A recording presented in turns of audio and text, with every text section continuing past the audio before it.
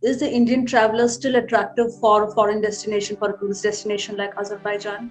We are positive that as soon as we get this pandemic under control, India will be again not only in terms of tourism, but will be a shining destination itself.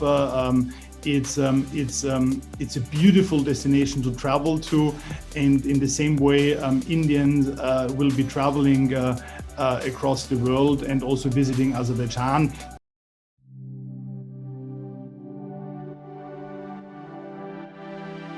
Hello, Travelgram readers.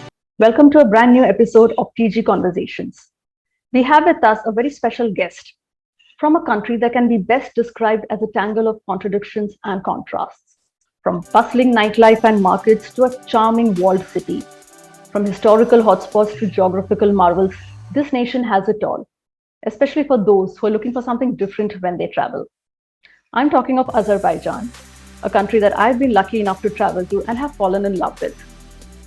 But of course, our question is, when do we get to travel? What happens to our passports now? Do we need a vaccine passport? When will Corona end and we get to do all the things that we love to do, especially travel? To answer these things and more, we have the CEO of Azerbaijan Tourism Board, Florian Schenksmith, a person who has spent 25 years in the travel and tourism trade, promoting destinations like Estonia, Latvia, Greece, Hungary, and Vietnam, and of course, Azerbaijan. So thank you, Florian, for joining us for this very special conversation. Really looking forward to a very, very enriching session with you. Very warm welcome from Baku, Lika. Great being on Travelgram. Great reconnecting with you guys, and happy we're speaking about Azerbaijan and a bit of how basically COVID will impact the travel patterns in future. So Florian, let me begin by asking you the one question that is uppermost on every person's mind, even a person who's willing to travel, wanting to travel, and who's just been waiting for things to clear up. So what is the COVID situation in Azerbaijan at the moment, and what are the progress on vaccinations? COVID situation in Azerbaijan is actually very good. Borders also has to do that borders still are closed. Azerbaijan, since the outbreak, has tightened its travel restrictions for in and outbound, and numbers are about, I think yesterday was about 250, 300 vaccination rolling out very quickly, started already in December. So I think the numbers are now by 2 million vaccinated people. So this is quite rapid and fast development, and we see that very positive. Again, in the region, I think here Azerbaijan is taking a leading position. Although borders are closed, there is existing flight connections to secure necessary travel, both for Azerbaijanis and international travelers to come here. So the current existing hubs is Istanbul via Turkish Airlines and Dubai with Fly Dubai, and there is other connections also via Moscow and Kiev already in place.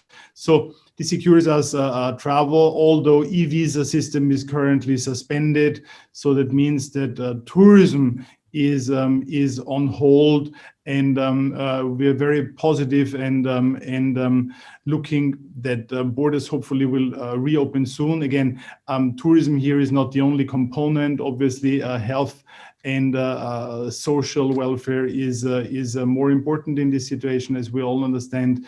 But we're still optimistic that also soon people will be able again to travel and experience Azerbaijan. I've seen that tourism is one of the cornerstones of the diversified economy of Azerbaijan. So can you give me an outlook on how exactly the pandemic impacted your domestic as well as international tourism, especially considering that Azerbaijan had started coming up as a very unique destination in just the last few years? Indeed, tourism did very well. We launched in 2018 our new destination brand, Azerbaijan, Take Another Look. 2019 was a record year of visitors to Azerbaijan with 3.2 million arrivals. And Central and South Asia played a very important role in that game. Especially India had a tremendous growth rate of 67, 80% year by year. So despite the fact that priorities for the time have changed, tourism is still on the top of the agenda of the government to develop a non-oil sector together with agriculture. And this is why basically as soon as we see that the travel is reconnecting and travel is tourism, the borders reopen, will also soon be very present on international markets. For the time being, we do what many tourist boards have not been doing in the past, is mainly focusing at domestic tourism. Also, this is a very positive challenge because we open basically Azerbaijan and the destination to its residents, and I think that's also a beautiful side of promoting tourism and a positive aspect of this COVID lockdown and closed borders.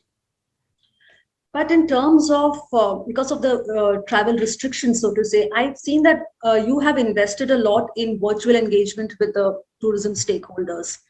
I think through virtual tours and other measures. So what has been the impact of it in real terms? In terms of virtual, indeed, let's start with our domestic market and travel industry partners, since this was most important for us to really sustain our local sector. Key and core value chain partners, hotels, accommodation units, tour guides, and not to forget about travel agencies. So there was a fundamental government package launch to support the industry players. And from our side, we also put on top the development of the Tourism Training and Certification Center. Until today, basically, we have trained and issued 500 certificates in various courses to qualify our partners further. In terms of international connection and virtual experience, we have launched Azerbaijan e-learning platform called Azerbaijan 101. And various courses, basic, get to know Azerbaijan, where it's located, but really into deep, especially for the Indian markets. We have designed courses, and basically you can get a destination expert by going through the courses. Very engaging, a good mix of live session, of professional speaking. We did basically live fam trips, and in the educational part also a very comprehensive setup. So about 1,600 agents were running through that Azerbaijan 101 program, and this is what we did for the international partners, despite many online virtual meetings, press conferences, individual engaging with industry players. And in terms of experience, we have upgraded Salam Bakuda travel. We created virtual guided tours through the UNESCO heritage site of Old Town, beautiful narrow streets. And despite all the pandemic, the charm and the character of this old town and bordering the Caspian shore has not lost of interest. So this is how we brought a little bit the product also closer to travelers. And on a global scale, quite in the beginning, early 2020, we also created with an innovation hub center here in Azerbaijan, a Hack COVID-19 hackathon with global participation to find basically tech solutions on how to better handle COVID-19, also with regards to tourism. So manifold activities, various sectors, and I think not to forget about what we all worked on is how to improve safety, hygiene, methods, and norms. And this was part of a virtual and part of an on-site program. We have developed Sahman. Sahman in Azerbaijani means tidiness, and in English, the abbreviation would stand for sanitation and hygiene methods and norms. We have developed this together with PwC. They are also auditing our program, and we're very proud to say that until today, we have conducted 12,000 on-site monitorings within Azerbaijan. So basically, we have a lot of regional teams. We have engaged our tourism volunteers organization, destination management organizations, in the regions, and basically they're conducting the monitoring sessions with our industry players. And again, not only for accommodation, but I think the unique is also travel guides and transport units need to be able to guarantee in future a safe and hygiene adopted norms, and this is why we've included them also into our program. And so this is shows a little bit of what we have done in various directions during the past 15 months. Honestly, when you talk about the old world charm, I'm actually taken back to the walled city. It was just so lovely in Baku. Really won't go back then. So yeah, we're talking of virtual and digitization. In every sector of COVID or the recovery from the impact of COVID, digitization is playing a role. So it is in tourism. So in your opinion, how can digitization be incorporated to help it recover, the whole sector to recover?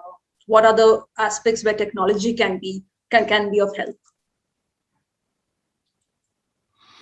I think that the different directions address to different target audiences, local stakeholders with online trainings and online engagement, international stakeholders with keeping the word out and the message up to date on what's happening, how is the status, what is new developments, and so on.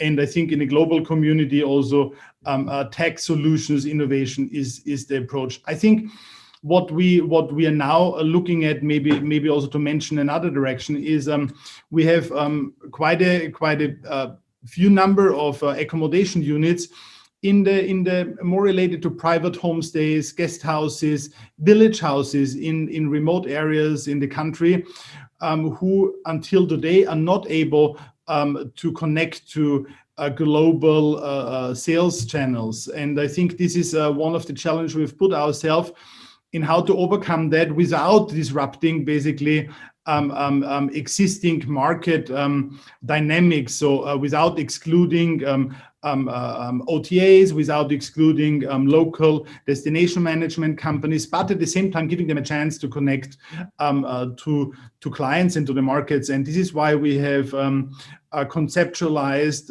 a domestic booking platform only for basically micro and small scaled accommodation units in the regions, in the villages, and to connect them in this way to local tour operators, to local tourists, and generate hopefully also a bit more of business for them, also with a very, very fair share of maintenance to sustain the system. So I think there is individual approach for each destination. There is challenges, and tech can help us to overcome these challenges.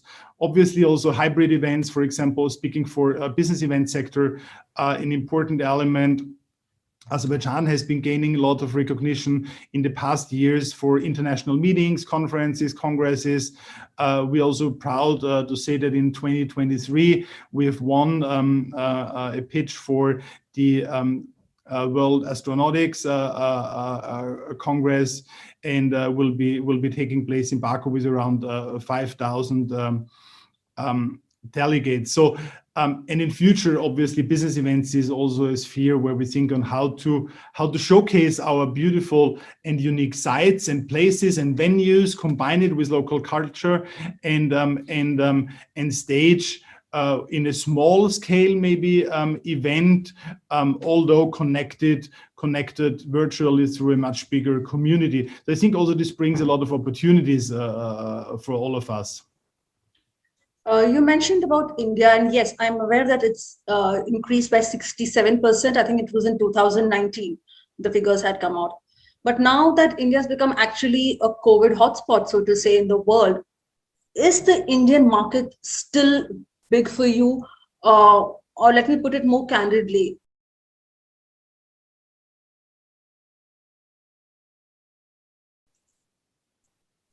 Absolutely, 1000%.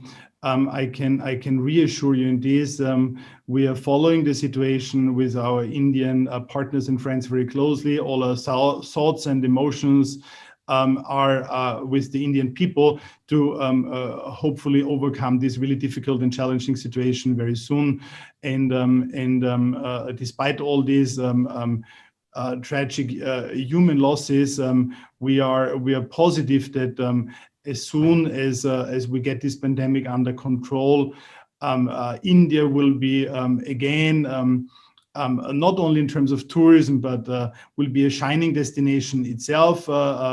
It's a beautiful destination to travel to, and in the same way, Indians will be traveling across the world and also visiting Azerbaijan. This context. So from our side, we would love to go to India tomorrow, and I hope that it will soon be able to really physically reconnect with our partners and support also our partners in India, and to show and express that in the physical life attendance of all the industry events what are planned. So we are positive that that this will happen. It's a question of time. I think there is a slowly light at the end of the tunnel, and as soon as this light is getting stronger, we will be among the first ones to come and physically show our support to the Indian market. well, that's good news and quite a hopeful sign as well. But compared to India or indeed South Asia, I feel that the UAE and the Middle East have staged, or some countries at least, have staged a certain recovery. So what are your plans to reattract tourists from the UAE or the Gulf region, which I know is a very big market for you, especially in view of your experience at the Arabian Travel Mart? What would you say? Yes, just coming back from Dubai, and Arabian Travel Mart 2021 was our first physical live event we were attending together with 9 partners and Azerbaijan Airlines. And although much smaller, the event itself, it was great to be physically connected with people and partners and from all across the world. And yes, you see that the industry, that the time has really had an impact, a strong impact on the industry. Although speaking to people, everyone is very positive of the development, and that to kickstart again with events and reconnecting and discussing opportunities and outlooks. For Azerbaijan, Middle East and GCC, UAE, Saudi Arabia and Qatar is very important source markets. One of our main flight connections today is also via Dubai. And still, for all markets, the same principle at the moment. Tourists, borders are closed for tourists, and e-visa is suspended. So we're working with all other authorities on a scheme and way to reopen these borders, to find a mechanism and processes. But when this will be exactly, I can't tell you. If this will be a step-by-step approach is possible, or there will be one scheme which will be applied. This is still under discussion. But that's exactly my point also. The thing is that with cluster tourism and domestic tourism becoming suddenly a lot more important than international tourism, would your focus be more on those regions, the Middle East and your neighboring countries, as opposed to, say, US or Europe or even South Asia for that matter? I think when we first developed our basically, let's say, recovery strategy in the very beginning of 2020, we had these 4 phases of our recovery plan. The first is basically to connect. The second is also to look at how to revive domestic tourism, then regional tourism, and then international tourism. So I see this is a more rational, logical sequence of what I see of travel behaviors, that people will be rather traveling in the area, in the region first, before taking long-haul travel international, because we don't understand. We have all experienced, like, suddenly borders were closed from 1 hour to the next. People got stranded at airports. So no one wants that to happen. So everyone wants to be confident in that used rights of travelers and border procedures are in place again. And I think this is why regional travel will be definitely on top. But again, for Middle East as for India, Azerbaijan is in a distance of a few hours, very few hours of flight. So it is we consider it as a short range and regional travel. So this is why we also will be continuing looking at the region, and in this sense, India and GCC as soon as the borders open. For now, yes, it is domestic tourism, and Azerbaijanis, we see, really discover the regions and the beauties of their own country. This is great. We have launched a domestic campaign called Macera Yakhendade, meaning the adventure is near. And a full program running on social media, and we see basically that the interest is very high, and really people do travel and start discovering the regions. So in your opinion, how do you see the Middle East tourism scene as a whole evolving after all this? I think Middle East is evolving strongly. I was impressed basically by being in Dubai for 3 days on basically there is a kind of normal, and as weird as it felt for me in the first few hours, because coming from mainly self-isolating people in home work, and it is basically a kind of feeling. It was a feeling back to life, and it's great to see that Dubai and other destinations really show how a recovery with a full rollout of vaccination, with at the same time professional border procedures, and is a way back to a normal. And I think this was very impressive. I think there is a recovery is already happening there. Dubai and UAE is doing a great job, and you can really see and sense that international travelers want to travel, and Dubai is one of the destinations they can go to. So heads off to what our colleagues have been managing there, and we hope to soon also be in that boat, and welcome travelers from all the world again. And when you talk about welcoming travelers, yes, because of countries like, say, even America has been so badly affected, so has Europe. Traditional popular tourist destinations like, say, Spain and Italy and all have been impacted. Even now they are going through a tough time. Do you think that somehow it will work to the advantage of countries like Azerbaijan? Because people might actually think it's easier to travel to, less visa restrictions, more welcoming, and in the current circumstances, more safe. So it kind of works to an advantage to you? Definitely, I think that COVID-19 is a kind of a restart for the entire tourism destination marketing scene, and this is what we see. Basically, there is everyone is in pole position, and everyone is challenged also to bring that confidence to travelers that traveling to the country is a joyful and at the same time safe procedure and experience. And I think Azerbaijan is in that sense a great destination. It is less crowded. We are still building on our existing assets of nature, of culture, of people, of culinary, and I think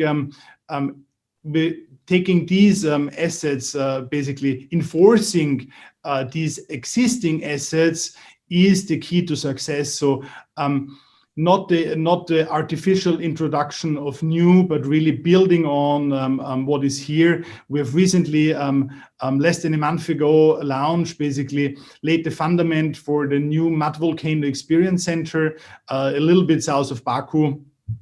Azerbaijan houses the majority of mud volcanoes in the world, and it's a great experience.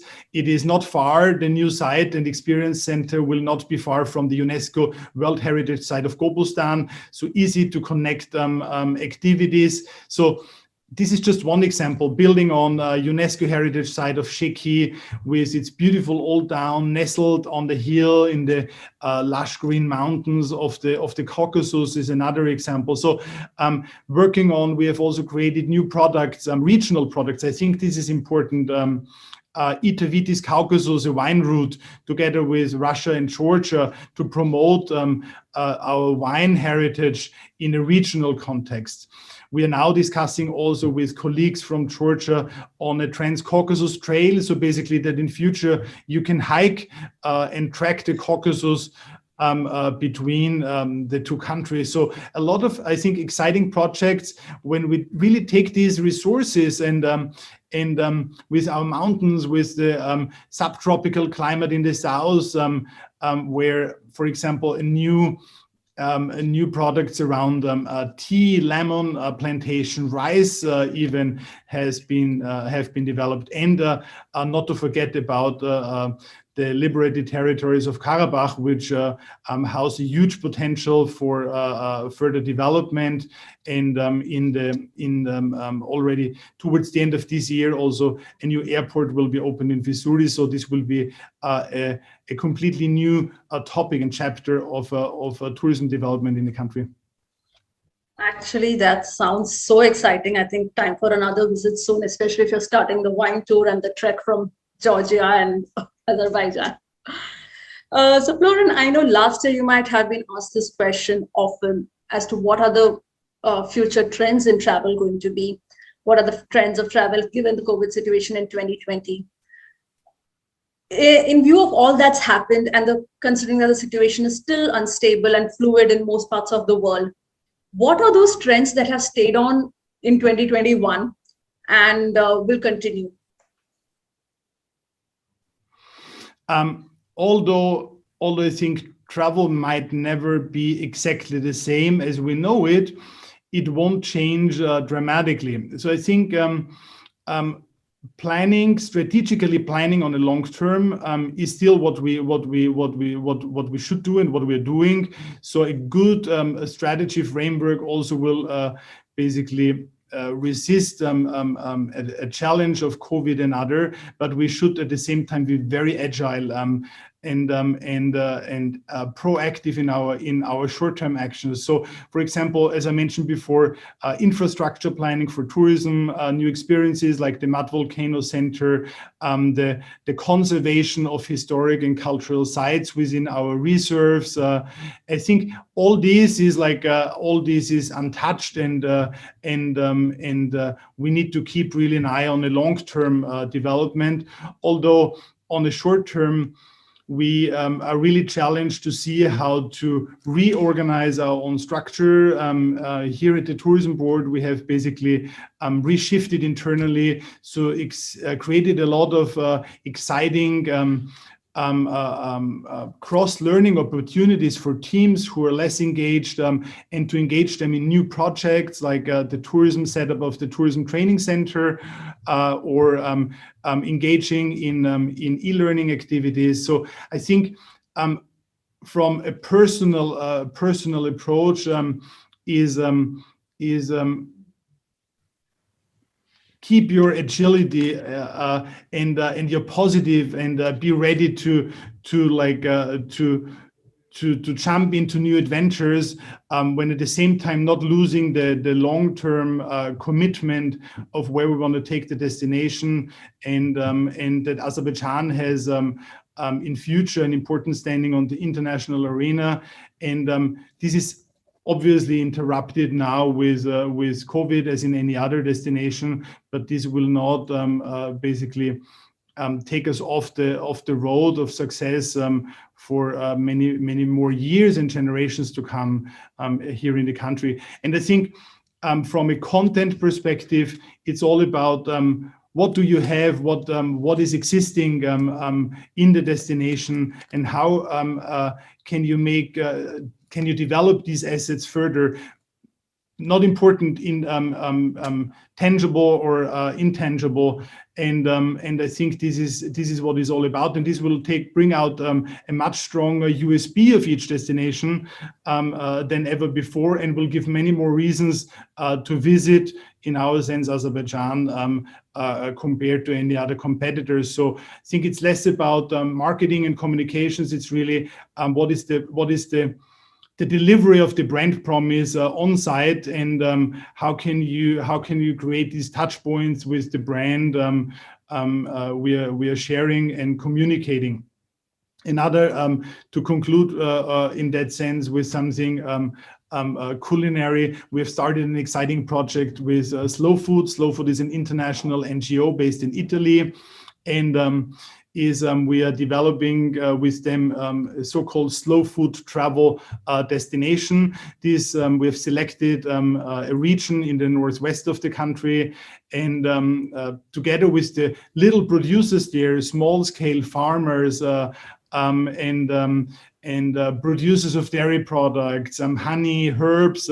We are creating experiences for travelers, basically to become co-producers of production, processing, degustation, with workshops, and so basically, food and culinary is not only served in a restaurant on a plate, but is also you're able to visit and really join the production and these processing processes of food, herbs, and so on, and all this with the idea of to sustain good, clean, and fair products from known of the origin from Azerbaijan.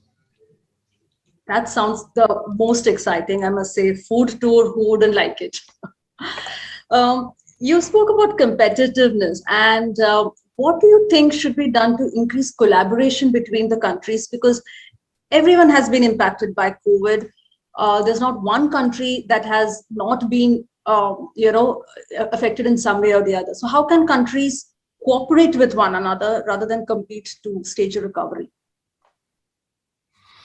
I think it's important to collaborate and cooperate not only in the country. I think that's the biggest challenge. We all know to bring tourism stakeholders along the value chain in a boat and see each other really as allies rather than competitors is one of the most challenging things, I think, in every country. I think COVID-19 made this possible in really bringing groups and interest groups together and working more on products, developing the region and developing basically new experiences together. At the same time, I think is about regional cooperations. In that sense, our cooperation with neighbors and Itavitis, the wine route, or the hiking are just like two examples of how to develop the region further, because looking at long haul and especially Asia or the Americas, traveling to the region would be definitely a combined tour, combined product, and very rarely a single destination as Azerbaijan only. So it is as important to get the partners together in the region, and last not least, also to work with international partners, international strong brands like Slow Food, for example, NGOs, to see what could be assets from these brands you can basically incorporate into tourism destination marketing. So on many different levels, completely different challenges.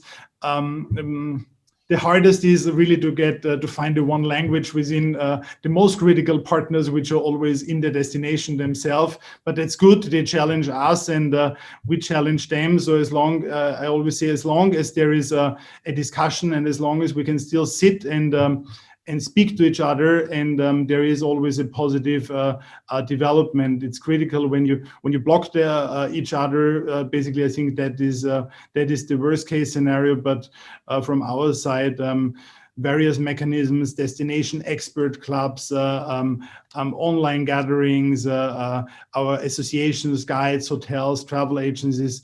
Basically, we use multiple channels to communicate with our industry partners, and that's most vital for me and all the team. I really hope that happens for the sake of travel and tourism and sake of travelers, because I know a lot of people were just waiting to pack their bags and just rush, to the first opportunity. So before I let you go, Florian, just a fun question. Now, let's hope that this all is over, and over sooner than later. So if we are to plan a trip to Azerbaijan, what are the 3 top hotspots that one must not miss? Definitely Baku, bustling city on the shores of the Caspian, beautiful seafront, promenade of cycling, outdoor cafes, tea houses.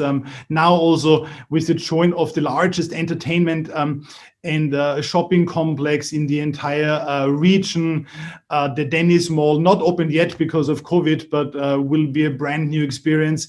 And at the same time, a few steps back, a few blocks behind, beautiful architectural old Baku, walled city with the Maiden Tower, narrow streets, carpet shops, basically the feeling of historic center, and all this combined. And again, outside with lots of new architecture, great shopping opportunities, nightlife, parties, and culture. I think this makes Baku definitely one of the top reasons to stop here for a few days. Second, I would recommend going to the north, to Guba and Guzar region. This is actually the image behind me, is lush green mountains with waterfalls, lakes, lot of forest, basically unique restaurants in the middle of the forest next to riverbanks. So this is really the green to refresh, beautiful golf course also. In winter, a ski resort with luxury hotels. In summer, operating as a summer mountain resort with various activities from paragliding to canyoning, little tracks. So this is an amazing landscape for everyone to see the Caucasus. And third, especially for Indian travelers, I would then go westwards towards the direction of Georgia, and stop in one of the beautiful vineyards and wineries, and to taste excellent Azerbaijani wine, to relax and enjoy in this light, hilly landscape, and maybe visit one of these handicraft historic villages as Lahij or Baskal. Lahij famous for its copper production, Baskal for its silk prints, to stroll around some ancient villages, and overnight in Sheki, which was enlisted into UNESCO World Heritage Site in 2019. And this would be a perfect 3 stops, or already almost a tour around the must-sees in Azerbaijan. Second last question, I would say, what are the top 3 things to do that one should not miss out on? The top 3 drinks? The things to do. The must-do things. Things to do. Top 3 things to do. First, I would visit the carpet museum in Baku. Azerbaijan has an amazing carpet history, and the Azerbaijan, the National Carpet Museum, is an incredible place and gives really everyone who has even nothing to do with carpets a great insight on carpet. Second, I would in Baku, I would sit in one of these beautiful chaykhanas on the old town outside, have a glass of Azerbaijani tea, and enjoy basically watching locals playing their local games and a bit of the movement. And third, I would take a bike and ride the shores of the Caspian Boulevard in Baku and experience different views of the flame towers, and to the other end of the city, of White City, which was a former oil production, which was environmentally cleaned and has become a totally new area. So to enjoy the architectural diversity of the city, which is best really seen from the boulevard, from the Heydar Aliyev Cultural Center, amazing building by Zaha Hadid, and to the Flame Towers. So if you can't manage to go to all of them, you at least see them from a distance. And what are the 3 things to eat? This is for all the foodies out there. That's difficult, you know. If there is a second or third religion in Azerbaijan, that's definitely food, and so this is a huge connection also to our Indian friends and Indian culture. Very hard to say, but let me tell you what my favorites are. Definitely the Azerbaijani plov comes in hundreds of varieties. Pilaf rice with different types of meat, dried fruits, nuts, and the shah pilaf. The shah plov is the most famous one, which is wrapped in a beautiful kind of dough, and it gives this crispy feeling with rice, meat, and chestnuts and dried fruits. So that's definitely a must go. Second is already for me the different types of baklava. Each region in Azerbaijan has something for the sweet tooth, and some of them are more spicy, some of them are more sweeter, have different very unique spices. So that's a must taste when you travel through the country, to taste also the different types of baklava. And third is an amazing soup, is dushbara, is like very, very small handmade, you would compare it to handmade ravioli kind. They're as tiny as the half of the little fingernail. So it's like basically very tiny artwork piece stuffed with meat, and you either fry them and eat them with sour cream, or you put them in a hot soup. So that's also one of my favorite dishes. That sounds absolutely delicious. And as I said, we can only hope and pray that all this is over soon and we can fly and try out these things, do all the things that you recommended. And let's hope that we live in hope, right? True. Indeed. So thank you, Florian, so much. Pleasure talking to you as always. And looking forward to welcoming you in India and in Dubai. And hopefully we can get to travel soon as well. Thank you once again for joining us. Lika, thank you very much for inviting. All the very best to you. Hope to soon see you back to Azerbaijan, reconnect with you, and all my very, very best wishes to TravelDine followers, and hope to welcome all of you soon to beautiful Azerbaijan. Thank you for inviting me. Thank you.